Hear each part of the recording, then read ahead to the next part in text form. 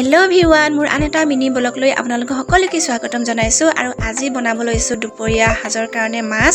আৰু আজি মাছ বনাম মই খুতুৰা আৰু বিলাহী লগত তাকে এটা ৰেচিপি লৈ আহিছো আপোনালোকৰ কাৰণে আৰু এতিয়া মাছ দুজনী ধুনিয়াকে বাছি মেলি এতিয়া মই ফ্ৰাই কৰি লৈছো আৰু মোৰ মানুহজনে আকৌ সবজিত দিয়া মাছ নেখায় নহয় তেখেতৰ কাৰণে এক্সট্ৰাকে ফ্ৰাই কৰি দিছো মাছখিনি কহাৰ পিছতে এতিয়া মই দি দিছো পিয়াজখিনি তাৰ পিছত দি দিছো পৰিমাণ অনুসাৰে হালধি আৰু এইফালে মই সবজিখিনি কাটি থৈছো আৰু মই খুতুৰা লগত মিক্স কৰিছো কচু আৰু মোৰ ষ্টাইলত আজি মই ৰেচিপিটো বনাই আছো আপোনালোকে সকলোৱে ধুনিয়া ৰেচিপি বনায় কিন্তু মোৰ ষ্টাইলত আজি চকচোন মই কেনেদৰে বনাইছো আৰু মই মছলা ব্যৱহাৰ বেছি নকৰো আৰু মই ইয়াত আজি আদাও ব্যৱহাৰ নকৰো আদাটো মই বেলেগ এটা বেমাৰৰ কাৰণে মই আদাটো খোৱা নাই আৰু এতিয়া এইখিনি ধুনিয়াকে ভাজি লৈছো আৰু মই মছলাৰ ভিতৰত ব্যৱহাৰ কৰিছো জিৰা গুৰি অলপ ভালদৰে ভজাৰ পিছতে এতিয়া মই দি দিছো এফালে বিলাহী আৰু নহৰু জলকীয়া একেলগতে মই পিছি থৈছিলো এইখিনিটা দি দিছো আৰু এইখিনি ভালদৰে এনেদৰে মিলাই লৈছো আৰু এতিয়া ভালদৰে ভজাৰ পিছতে এতিয়া মই দি দিম পানী আৰু এইফালে দি দিছো এতিয়া মই ভাজি থোৱা মাছ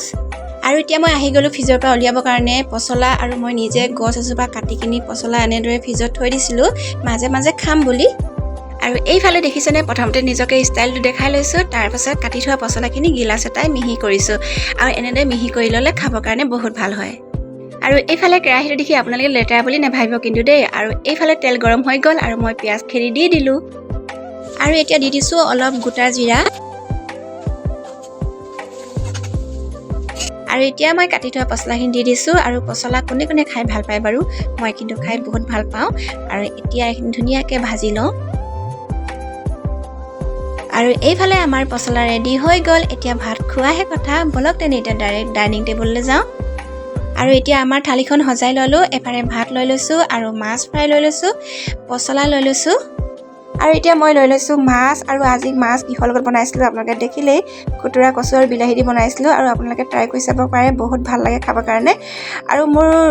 ৰেচিপি ভিডিওটো আপোনালোকে কেনেকুৱা পালে যদি ভাল পালে তেনেহলে লাইক এটা কৰি দিব শেয়াৰ কৰিব সকলোৰে লগত আৰু মোৰ ইউটিউব চেনেলটো সাবস্ক্ৰাইব কৰি দিব আৰু ফেচবুক পেজটো ফলো কৰি দিব